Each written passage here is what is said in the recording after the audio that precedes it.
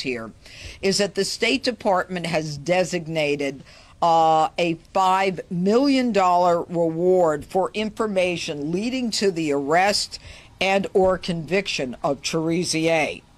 I want to let the public know that anyone who is giving money to CHERISIER, also known as Barbecue because of his violent acts in his home country, cannot say, I didn't know that he was sanctioned by the U.S. government.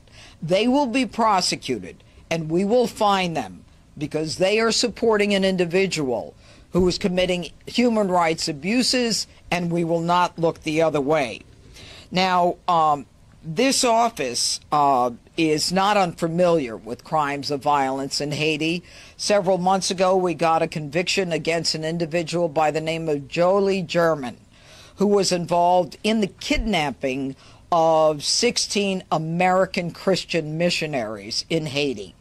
Haiti is a hot spot right now, and I don't use that as a pun on words, but there is incredible violence going on there, which is why the State Department has gotten involved and why we have made the decision to make it very clear under the Magnitsky Act that we're coming after you if you give money to CHERISIER. Now, I'd like now to call upon my partners, Acting Assistant Director of the FBI, Darren Cox. Hi, good afternoon. I'm Darren Cox. I'm the Acting Assistant Director of the FBI's Criminal Investigative Division.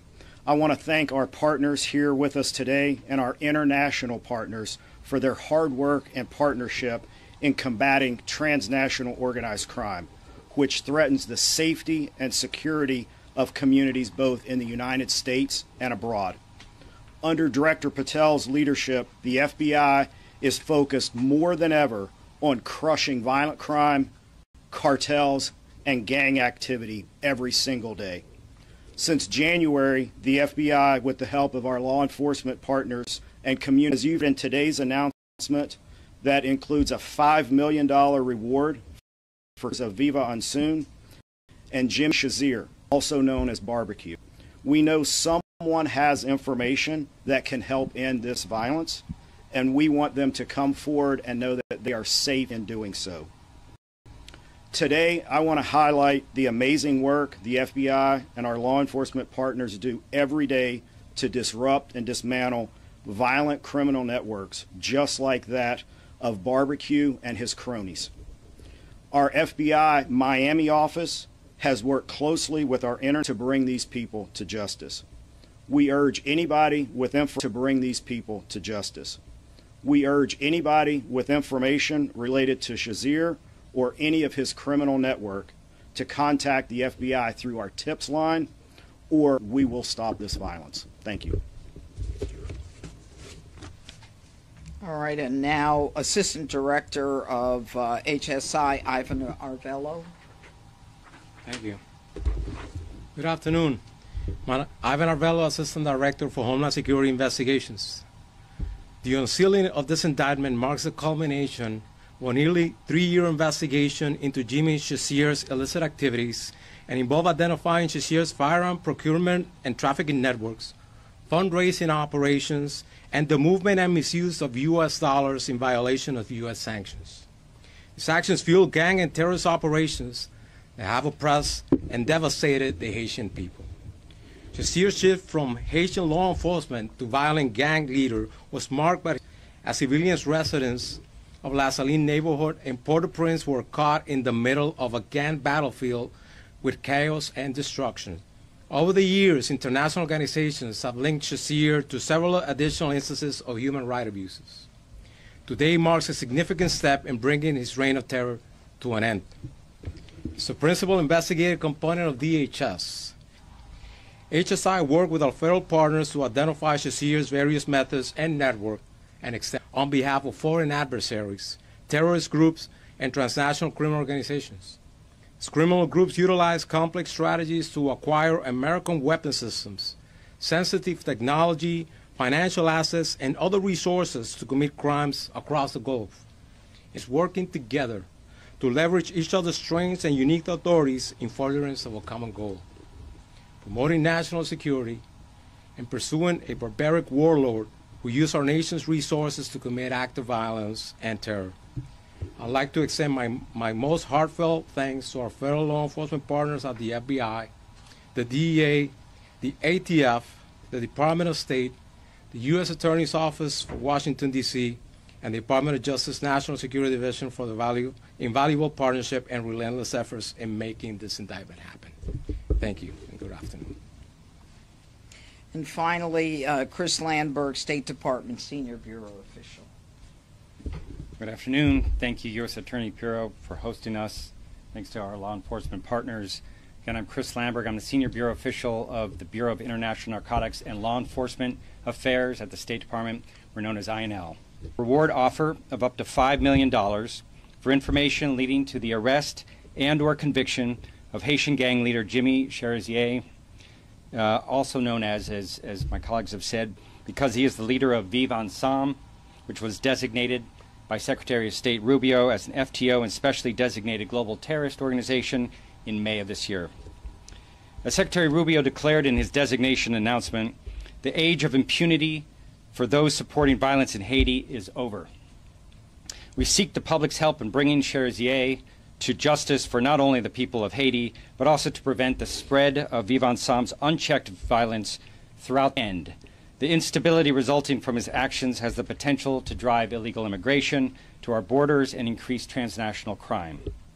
The State Department will continue to apply its tools, including rewards programs, to combat the scourge of transnational organized crime and associated violence, and especially to stop the worst of the worst criminal ringleaders threatening the people of our hemisphere. So I'm going to repeat the information mentioned by my colleagues. If you have information, please contact the FBI at 1-800-CALL-FBI or HSI at 1-866-DHS-2-ICE. Help us find and convict this menace to the hemisphere, Jimmy CHERISIER. Thank you. Thank you very much. Questions? Yes. Given the violent crime in D.C. that is being cracked down on with this. Okay, I'm happy to talk about violent crime in D.C., and I'm going to. I have some posters to show you. But anything on CHERISIER? Are there any plans, Dr. Janine, to send American forces to Haiti to retrieve this man? Stabilize Haiti and create the conditions conducive for holding democratic elections in the country. That is what we are doing. We are doing this mainly through foreign assistance and through technical assistance from our law enforcement partners. That is the strategy of the U.S. government right now. So how do you hope to get them in U.S. custody? So the point of the rewards offer is to get information. The individuals can get up to $5 million. Our U.S. law enforcement colleagues will work with Haitian National Police and will arrest this individual and incarcerate him. I had a question about the co-defendant. You said he was picked up in Texas, right? I noticed in the indictment he's a naturalized citizen, and there's been an effort by this administration to, in some cases, denaturalize people who are convicted of crimes. Is that something on the table that you'll be looking to do once he goes through the judicial process? Well, I think it's a little too early now to really comment on that. I think right now our goal is to get a conviction here, and then we'll make a decision as to what's appropriate. There's a lot of steps before you even get to that. Anything else on CHERISIER? Do you plan to indict other Haitian gang leaders? Is this just the beginning? And do you have any sense of where he might be?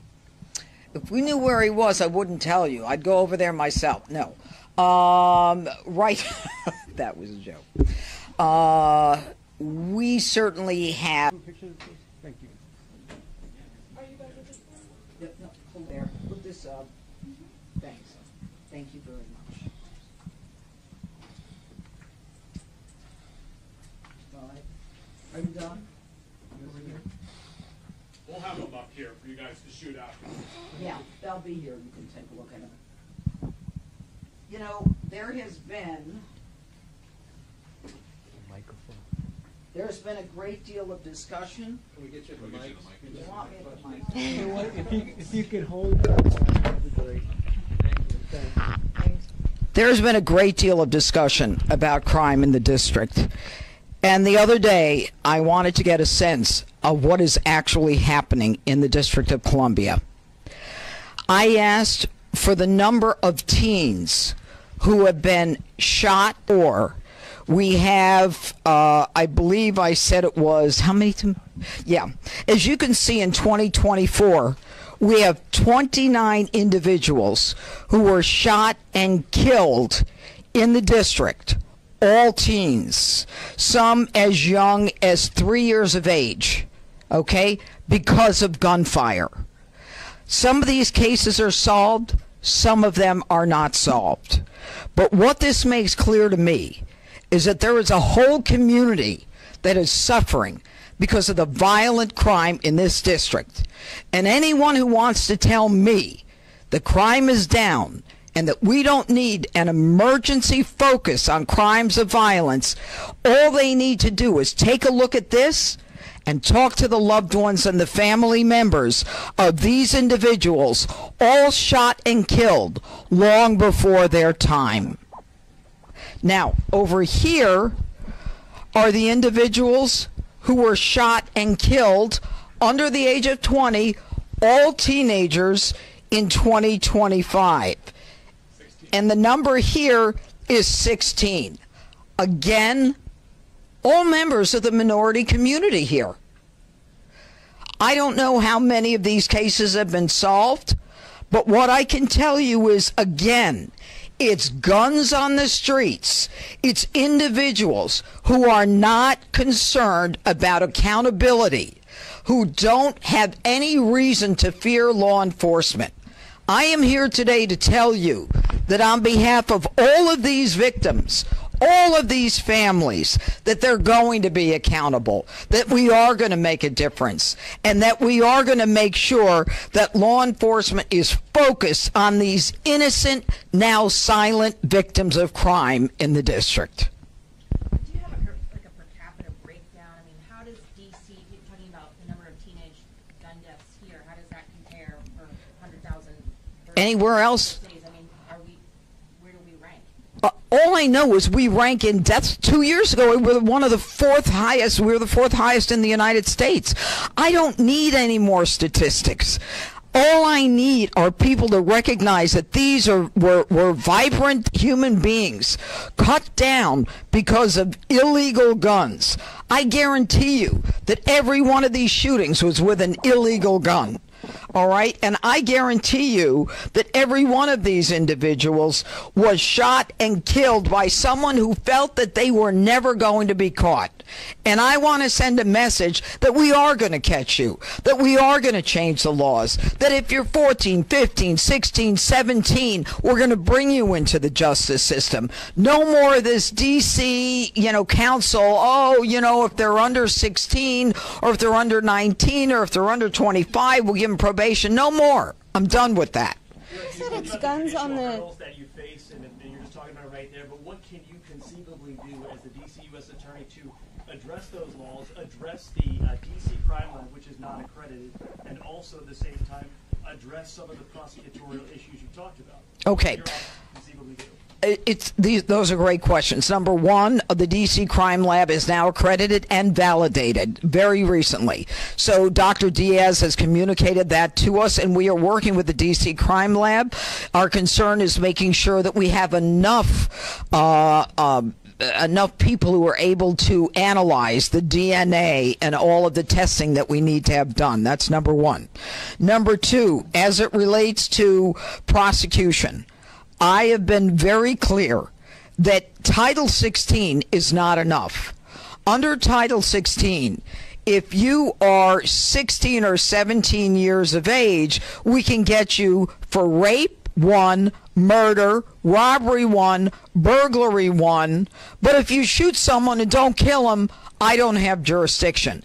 It goes to the Attorney General, the State Attorney General, Brian Schwab, and the focus is family court rehabilitation. Now, I was a family court judge in New York for a short period of time.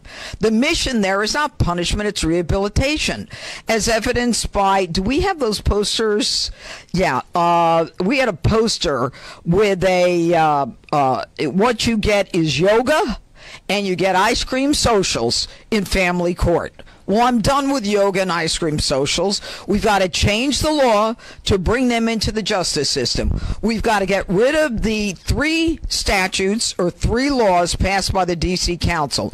Number 1 is the Youth Rehabilitation Act, where you basically say with the Youth Rehabilitation Act that what we're going to do is we're going to say, if you're sentenced and you're under the age of 25, that the judge can give you probation irrespective of what the crime is. That's nonsense. And that's why a judge, and you're tired of hearing about me say this, that's why a judge gave a 19-year-old 2-3 weeks ago, and I wrote an op-ed piece, gave a 19-year-old probation, and I understand it's 2 years probation to go to college with no mandate, for getting on a public bus with an illegal gun, shooting an individual in the chest, which to me is intent to kill. And he walked away, after we convicted him, he walked away with no jail time. If that's what you want in this district, then I'm the wrong person to be United States Attorney. Number 1, the Incarceration Reduction Act. The Incarceration Reduction Act that the D.C. left-leaning council passed says if you're 25 years old and you were sentenced to 15 years as a young kid for probably murder, even a serial murderer, we can let you out if you're 25. We can let you out because, not because you're rehabilitated, not because the offense wasn't that bad, but because we can. And that's got to go. All right? And the third thing is record sealing. I go through all of the effort to get a conviction, and they want to seal the convictions. They want to say, we want to seal convictions after 5 years.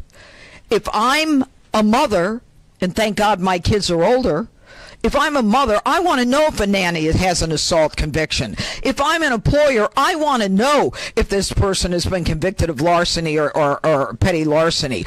Or if, say, I'm not in a public school, but I got a private, like, teaching a tennis group. I need to know if this guy's a predator, a pedophile. Everything about the D.C. Council's focus is defendant-oriented. I'm oriented to these people, and the people of the district are as well. You just walked through the this federal takeover that you talked about a little bit. Well, you talked a lot about it, but any special? I don't have any special powers. I wish I did. But can you also talk about where you stand on hiring prosecutors and judges? I am. I am. I'm not going to bore you with the facts. Don't quote me on that. That was off the record. I can only hire during certain periods once there's been an ad or some kind of posting, and then I can hire. Okay, I'm doing it. I'm doing the best I can. The president has given me the permission to hire. This is an office that has been neglected, and I'll say it publicly. It's been neglected. With people signing contracts, they didn't know what they were signing. All right, it just kind of ran on its own. Not anymore. This is an office where nobody seemed to care that we were down 90 lawyers, 60 investigators, and paralegals. I do. And so my effort is to get people who want to work in the nation's capital, who want to work in the largest United States Attorney's office in the country, and the best office, because we're not just federal prosecutors, we're local prosecutors. We get down and dirty on street crime. And that is what really motivates a lot of my prosecutors. You just walked through the changes you'd like to see from the punitive aspects. What about preventative? Do you or the president plan to do anything to address the root causes of crime in D.C., such as truancy?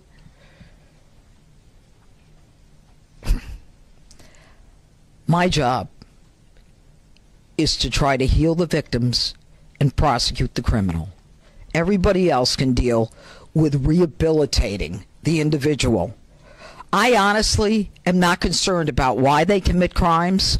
My concern is if they commit crimes. My concern is the victims of the crimes. That's my job as a U.S. attorney. Go ahead. But just follow up on that quickly. Is a felony one. And right Yeah. now, D.C. Superior Court judges are scheduling felony one trials in 2027, in part because there are 13 vacancies right now that's going to grow in January. The president has only nominated one D.C. Superior Court judge. It's a process that takes a while with Congress because of D.C.'s rules. Have you talked to the president about this? Is the White House moving forward with more nominees? You're going to need these judges to get these done. As recently as yesterday, I spoke with the president, and I have spoken to the president before about these vacancies. The president wants these vacancies filled as soon as possible because, like everyone in this room, it's common sense. It's not fair to the victims, to the families. It's not fair to the defendant. Why should the defendant who's charged with a crime have to live with a case for 3 years because there's not enough judges? We're all on the same page about what makes sense and what's fair. And so we're working on that. There's a whole thing with the Judicial Nominating Commission, and then they have to get approved, and then we have to get the Senate to approve. When can we expect step one? You can ask the Senate. No, the names from the president. He has to know. When can we expect names? For Soon. Very soon. Weeks? Soon. You said a redistribution of resources by the FBI. Okay, you're out of time? That means he's had enough. Goodbye. Thank you. I want you to report on But this. you said it's guns. Important. You said it's guns on the street that's causing this problem. Are you concerned that the DOJ's funding cuts to gun violence prevention programs undermine the effort? Stop it. We are putting all kinds of resources onto the street. But what about the gun aspect of the gun violence? Thank you, guys. Thanks. Martin issued a press release hailing the drop in crime rates at the end of it. What changed? It's never enough. This changed. This changed. It's never enough. You tell these families crime has dropped. You tell the mother of the intern who was shot going out from McDonald's near the Washington Convention Center, oh, crime is down. You tell the kid who was just beat the hell and back with a severe concussion and a broken nose, crime is down. No, that falls on deaf ears. And my ears are deaf to that. And that's why I fight the fight. Thank you. Today we unsealed an indictment against two individuals, Jimmy Cherisier and a co-conspirator, Basil Richardson. It is a one-count indictment that was unsealed, and the one count has to do with conspiracy to violate the International Emergency Economic Powers Act, also known as IEPA, IEEPA. Jimmy Cherisier is also known as Barbecue. Do we have his picture here? Yeah. Okay. He is a notorious gang leader from Haiti who has orchestrated and committed various acts of violence against Haitians in Haiti. He was sanctioned in 2020 by the United States government under the Global Magnitsky Human Rights Accountability Act. And that is an act that has to do with the president having the authority to sanction globally anyone who was involved in human rights abuses. Now, Cherisier is also known as Barbecue, and his indictment is the first indictment of an individual in the history of the Department of Justice who has been sanctioned under the International Global Magnitsky Human Rights Accountability Act. Now, in terms of background, Barbecue was a police officer in Haiti, but he led many campaigns of violence against Haitians in Haiti, including the notorious La Saline attack in 2018. Notorious because he both planned and participated in the killing of approximately 71 Haitians. It is a turf war that has shocked the human rights activists in the world. His co-defendant, Basil Richardson, grew up in Haiti with Cherisier. He is a naturalized U.S. citizen who is living in North Carolina. He was also indicted under that same one count, and he is indicted for sending money to Cherisier, sending money from the Haitian diaspora in the United States to Cherisier. And knowing that Cherisier was sanctioned under that 2020 Magnitsky Act. Now, apparently he was a trucker who, although he was from North Carolina, was just picked up in Texas. Now, one of the things that is extremely important that you'll be hearing about from my law enforcement partners here is that the State Department has designated a $5 million reward for information leading to the arrest and or conviction of Cherisier.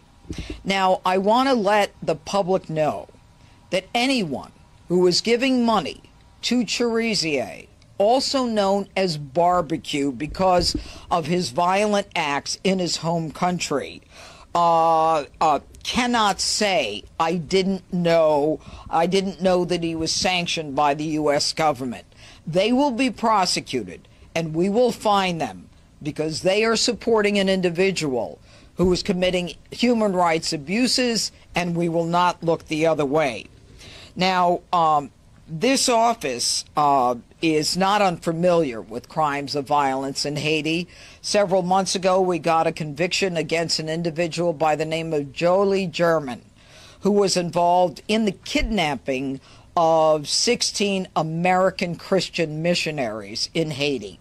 Haiti is a hot spot right now, and I don't use that as a pun on words, but there is incredible violence going on there, which is why the State Department has gotten involved and why we have made the decision to make it very clear under the Magnitsky Act that we're coming after you if you give money to Cherisier. Now, I'd like now to call upon my partners, Acting Assistant Director of the FBI, Darren Cox. Hi, good afternoon. I'm Darren Cox. I'm the Acting Assistant Director of the FBI's Criminal Investigative Division. I want to thank our partners here with us today and our international partners for their hard work and partnership in combating transnational organized crime, which threatens the safety and security of communities both in the United States and abroad. Under Director Patel's leadership, the FBI is focused more than ever on crushing violent crime, cartels, and gang activity every single day. Since January, the FBI, with the help of our law enforcement partners and community members, have arrested 3 top 10 fugitives. We've arrested over 19,000 criminals, and we've seized thousands of tons of narcotics, which have saved millions of lives across the United States. The American public and criminals should know our agents and our partners are using every tool available to keep put criminals behind bars and keep America safe, and we will not stop. We stand shoulder to shoulder with the men and women of law enforcement, backing good cops. Without hesitation, they're taking the fight directly to the criminals, and they're restoring order. These efforts are a deliberate and coordinated plan to protect our communities and confront escalating threats from foreign terrorist organizations like Viva Unsoon and its associates. Tackling these networks means addressing every link in the chain, every cell, especially in the United States.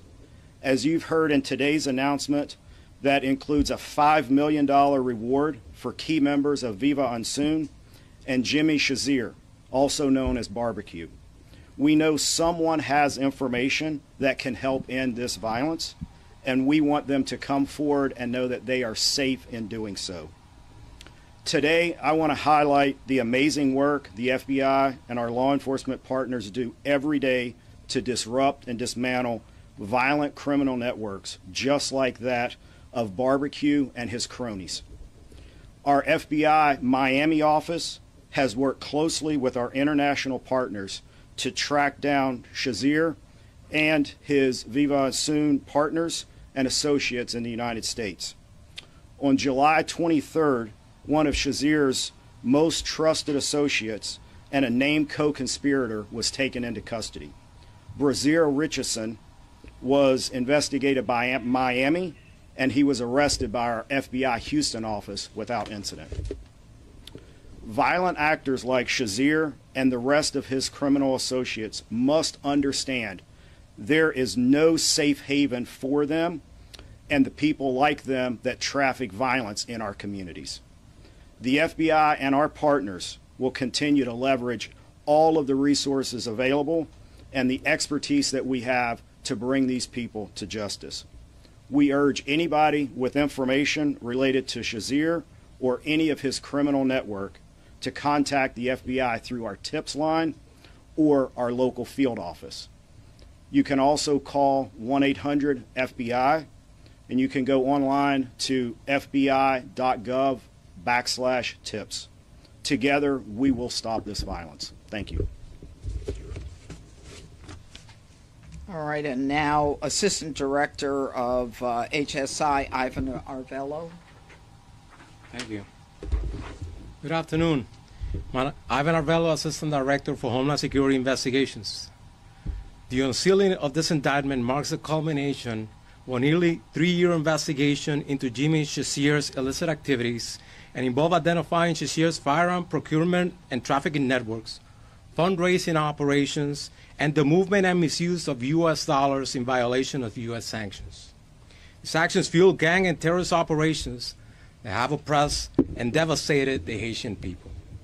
Cherisier's shift from Haitian law enforcement to violent gang leader was marked by his alleged involvement in the 2018 La Saline massacre.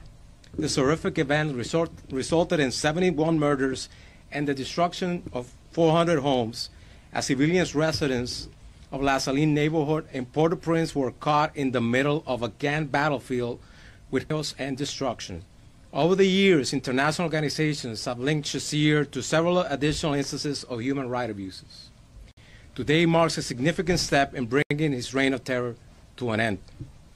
He's the principal investigative component of DHS, responsible for investigating, disrupting, and dismantling transnational criminal organizations and terrorist groups who are seeking to exploit the customs and immigration laws of the United States. HSI worked with our federal partners to identify Cherisier's various methods and networks, using U.S. assets and financial institutions to fund this gang, procure weapons of war, and extend its power. This type of investigation falls under HSI's counterproliferation and export enforcement mission to detect, disrupt, and dismantle illicit procurement networks operating on behalf of foreign adversaries, terrorist groups, and transnational criminal organizations. These criminal groups utilize complex strategies to acquire American weapon systems, sensitive technology, financial assets, and other resources to commit crimes across the globe, endangering Americans both domestically and abroad. This case has been a great example of federal law enforcement agencies working together to leverage each other's strengths and unique authorities in furtherance of a common goal, promoting national security and pursuing a barbaric warlord who used our nation's resources to commit acts of violence and terror.